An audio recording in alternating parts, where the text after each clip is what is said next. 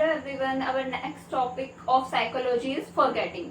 Forgetting क्या होता है? चीजों को भूल जाना। फॉरगेटिंग क्या होता है? Means failure to recall a fact, idea और ग्रुप ऑफ आइडिया। कि फॉरगेटिंग क्या होता है कि हम रिकॉल और रिकॉग्नाइज नहीं कर पाते हैं आइडिया को, फैक्ट को या फिर ग्रुप ऑफ आइडियाज को। ठीक है।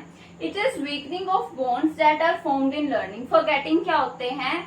क्या होता है फॉरगेटिंग? जब हम लर्निंग में कुछ ऐसे बॉन्ड्स हैं जिनको याद कर लेते हैं लेकिन वो बाद में क्या हो जाए, वीकेंड हो जाए, तो उसको क्या बोलते हैं? फॉरगेटिंग। ठीक है। Weakening of bond that are formed in learning. उसके बाद आते हैं definitions of forgetting. According to Munn, forgetting is loss permanent और temporary of the ability to recall, recognise something learn earlier. ठीक है। फॉरगेटिंग क्या होता है? लॉस हो जाना। वो परमानेंट भी हो सकता है और टेम्पररी भी हो सकता है उन चीजों का जो हमने पहले क्या कर चुके हैं, हम उसको लर्न कर चुके हैं, विच इज ऑलरेडी और प्रीवियसली लर्न।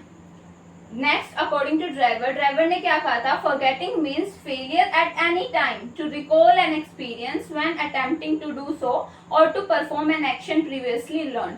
कि फॉरगेटिंग किसी भी टाइम हो सकता है, वो चीजें हम रिकॉल और रिकॉग्नाइज नहीं कर पाते जो हम ऑलरेडी लर्न कर चुके हैं या फिर ऑलरेडी हमने एक्सपीरियंस कर चुके हैं।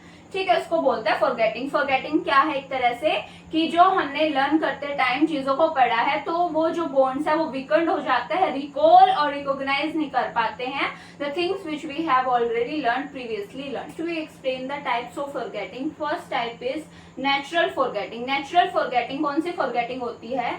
कि हम मेमोरी जो होती है नेचुरली फेड्स ओवर हो जाती है over a lapse of time, या फिर एक टाइम के साथ जो नेचुरली चीजें हम भूल जाते हैं उसको कहते हैं नेचुरल फॉरगेटिंग। फॉर एग्जाम्पल कि अगर तुम्हें ये पूछे कि यस्टरडे मॉर्निंग तुमने क्या खाया था, वो तो हम नेचुरली उस चीज को भूल जाते हैं ना, तो इसको बोलते हैं नेचुरल फॉरगेटिंग। नेक्स्ट आता है मॉर्बिड। मॉर्बिड फॉरगेटिंग को हम एबनॉर्मल फॉरगेटिंग भी बोलते हैं।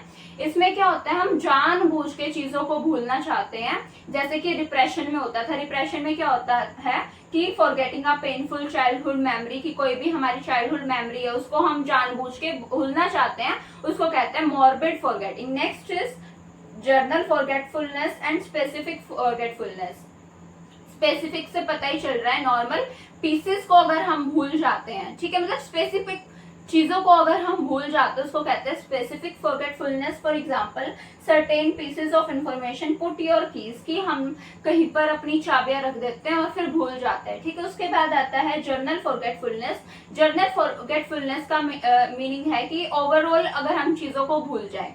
ठीक है। General related to overall, specific मतलब स्पेसिफिक चीजों को भूलना। उसके बाद आता है फिजिकल और साइकोलॉजिकल। फिजिकल फॉरगेटिंग मींस वो फॉरगेटिंग जो फिजिकली वे से हम भूले हैं, जैसे कि अगर एज, जैसे कि एज एक मेन एक फैक्टर है कि एज के साथ हम चीजों को भूलने लगते हैं, या फिर हमारे ब्रेन में कोई ऐसी माल फंक्शनिंग हुई है जिसकी वजह से हम भूल गए हैं। ठीक है।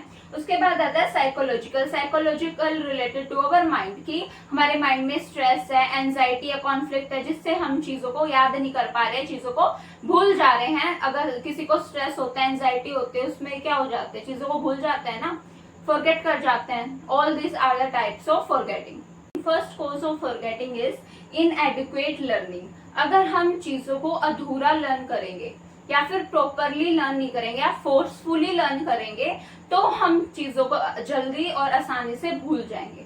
ठीक है।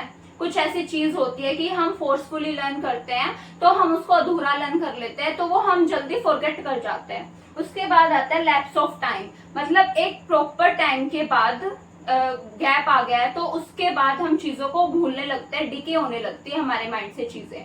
ठीक है।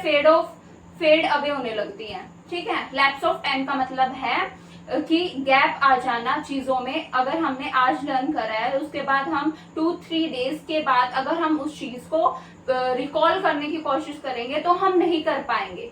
ठीक है। उसके बाद आता है इंटरफेरेंस ऑफ एसोसिएशन।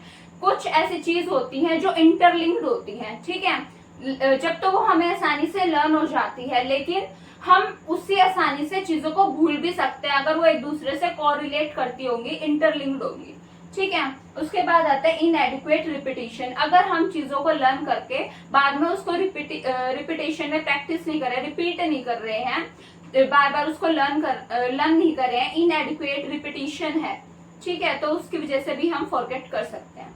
नेक्स्ट आता है inadequate practice, the things which we learn not practice in a proper amount and in proper way, it is if it is inadequate we forget it easily, ठीक है। अगर कुछ चीजें ऐसी हैं जो हम इनएडिक्वेटली प्रैक्टिस कर रहे हैं तो हम चीजों को जल्दी भूल जाते हैं, तो हमें प्रैक्टिस भी कॉन्टिन्यूसली करना चाहिए, ठीक है, जिससे हमें चीजें लर्न रहे। उसके बाद आता है poor health and effective mental health, ठीक है। अगर हमारी हेल्थ पुअर है, हमें पेन है, ठीक है, मतलब हम अच्छे से खा पी नहीं रहे हैं, न्यूट्रिशनल डेफिशिएंसीज हैं, तो उससे भी हमें क्या मेमोरी में क्या हो सकता है, हमारे चेंजेस आ सकते हैं ना, फॉरगेट कर जाएंगे चीजों को जल्दी, ठीक है। उसके बाद आता है rise of emotions, if there is anxiety or if there is stress then we can forget the things easily, ठीक है। ये आता है rise of emotions में, all these are the causes of forgetting।